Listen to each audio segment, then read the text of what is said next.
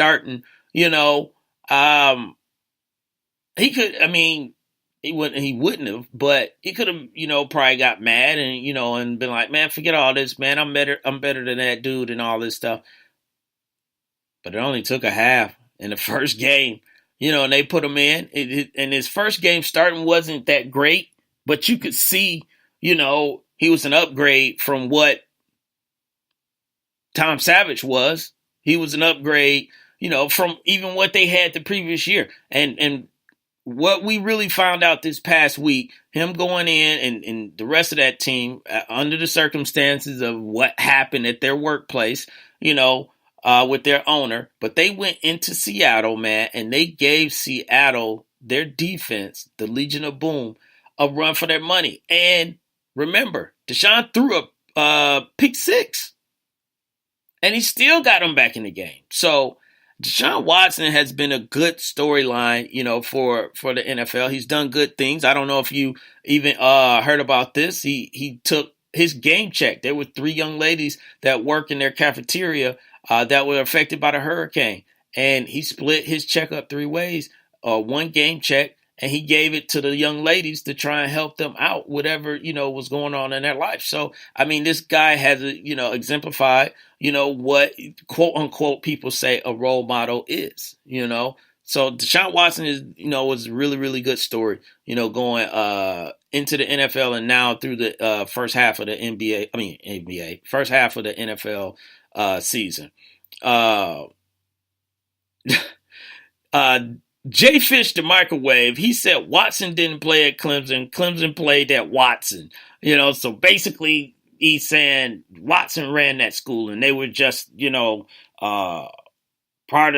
just riding in the back, riding the coattails of Deshaun Watson. But Eagles and Fish, you missed it. I was just talking about, he just joined into the chat room of the Wait a Minute show, but I was talking about the Eagles being 7-1. But Eagles 7-1, Giants struggling, the AFC East, actually being better than what we thought they were going to be, and Deshaun Watson, showing up, showing out, and giving the Texans something to really be happy about and look forward and towards the future. I think they found their quarterback. So O'Brien's job probably was never in jeopardy anyway, but he can definitely sleep a little bit easier at night, knowing that he got Deshaun Watson. So yesterday was the trade deadline. And I seriously thought, I'm like, it's going to be a, little quiet day. Maybe, who knows, man, a kicker goes somewhere or, something like that. Nah, they changed it up big time, man. It really went down, in the NFL yesterday because these teams had until 4 p.m. yesterday to get their trades in. And first one, the 4 trades. Here are the 4 trades, and I'm going to give you, my thought process on the 4 trades. The first one is the Dwayne Brown to the Seahawks. Well, going there, it was supposed to have been Dwayne Brown and a draft pick going to Seattle for Jeremy Lane and another draft pick. I can't remember what the actual draft picks were, but that fell through because Jeremy Lane failed his physical. So Seattle sweetened up the deal, gave them a better draft pick for Dwayne Brown. Now, this is exactly what Seattle needed. Russell Wilson was running for his life at times with the offensive line. This offensive line with Dwayne Brown will also help them in the run game. Now, they still haven't, and I don't think Pete Carroll will ever decide because Marshawn Lynch is not there. But I don't know if he'll ever have that clear-cut number 1 with the guys that he got on the roster right now. But with Dwayne Brown, it helps with the run game. It definitely helps with the pass game. Russell will sit back there a little bit longer, and he'll be able to look across the field, look around, and find Doug Baldwin and all those other guys like Paul Richardson. Paul Richardson is a guy that you need to think about or remember because he's making plays, on this team. But Dwayne Brown, I seriously thought the Texans were going to keep him there and try and work out something, but I guess they were just like, you know what, you held out, we're done. You probably want out of here anyway. But going to Seattle, good looking move for the Seattle Seahawks, and then hopefully the Texans can get some other pieces, probably on the defensive side, because we don't know what J.J. Watt is going to be.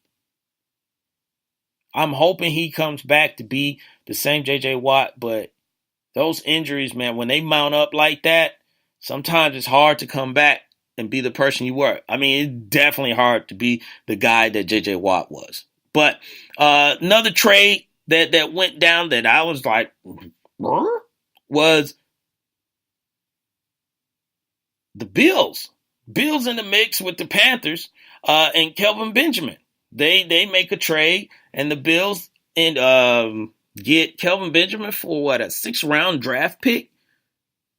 Panthers didn't pick up Benjamin's 5th year, if I remember correctly, so it was probably the writing on the wall, but I'm surprised it was only a 6th round. Now, Kelvin has been injured, a little bit, and that might have played, a part in it. But for the Buffalo Bills, they are becoming the Buffalo/Panthers, Bills, if you will. They got the Panthers GM, they got the Panthers coach, and now they got one of the wide receivers.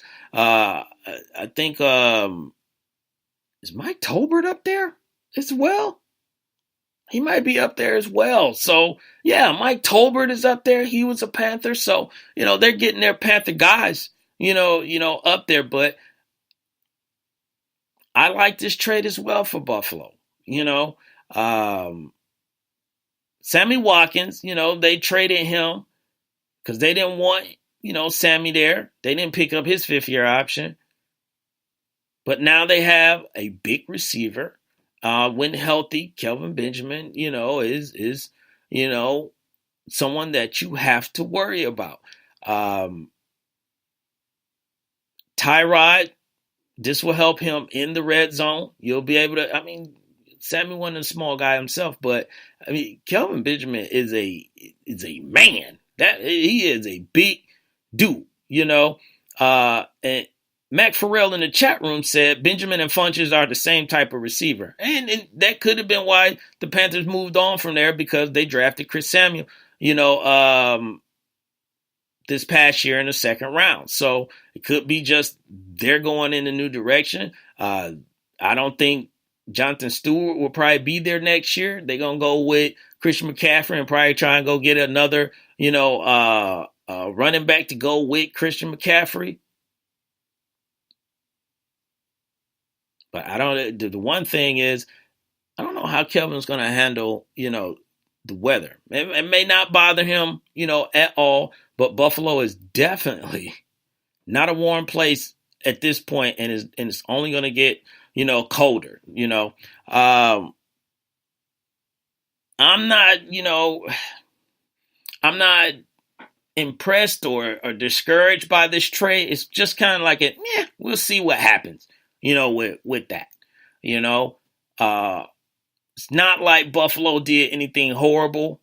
Your receivers was Jordan Matthews, who's a slot guy, Zay Jones, who he was in his rookie year and not ready to be that number one, wide receiver. And your number one probably receiver was Charles Clay, but he always dealing with a knee injury. So it was like take a shot, You're 5-2 right now. You got Shady, and you guys are still winning. So why not? All you can do is add to the equation and help out, to that team. So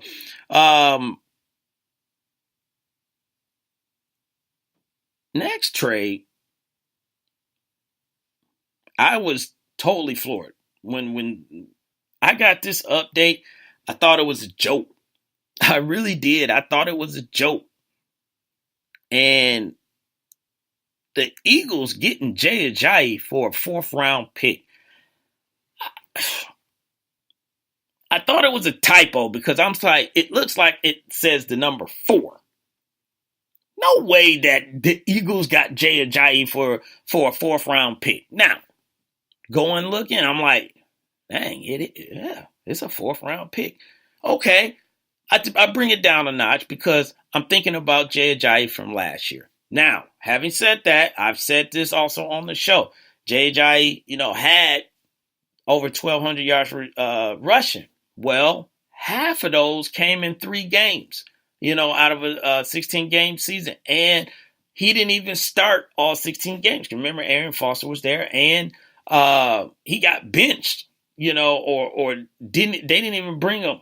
Actually, not even benched. They told him to stay home. So he didn't play all 16 games, as well. But I still think this is a good pickup for the Eagles. This will help them make that run.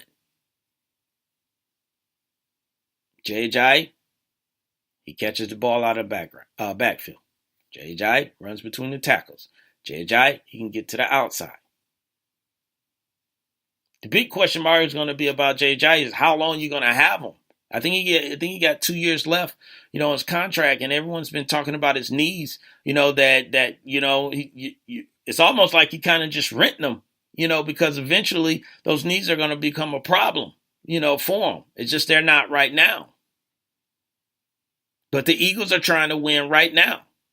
They are trying to surround Carson Wentz with as much talent as he can. Now, let's also remember, Jason Peters is gone, but this Eagles line was better than the Dolphins' offensive line. So that has a little bit something to do, with some of Jay Ajayi's struggles in the run game.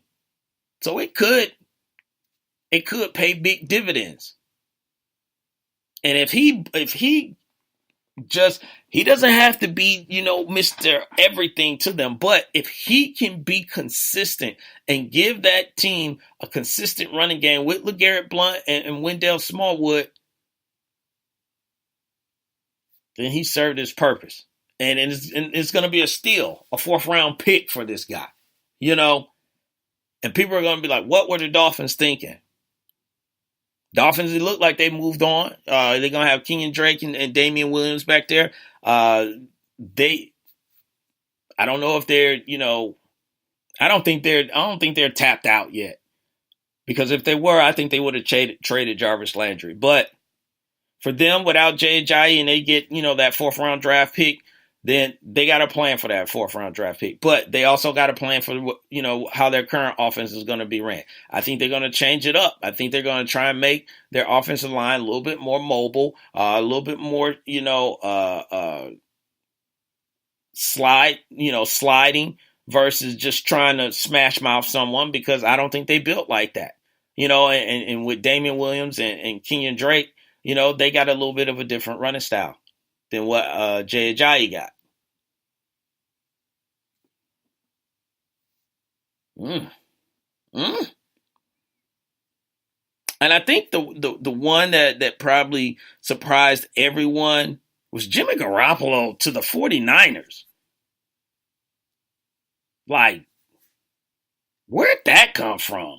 When were y'all talking? When did you bring up Jimmy G's name? They got him for a 2nd-round pick. Now, remember, everyone, the rumors out there was that the Patriots wanted a 1st-round pick, or they wanted a number 1 and a 2nd-round pick, as well, and all this stuff. Well, at the end of the day, the Patriots decided, you know what, Jimmy G, it's been great. I hope you enjoyed your time here. We're going to go ahead, send you on your way. Do like we always do, as the Patriots do, and we're going to get draft picks for you, and then we'll holler at you on the flip side. Jimmy G is like, bet. I mean, San Fran, they ain't got no quarterback. That's what he thinking. They ain't got no quarterback. I can get in there, get into Shanahan's offense. I like what he did, with the Falcons. I like what he did with the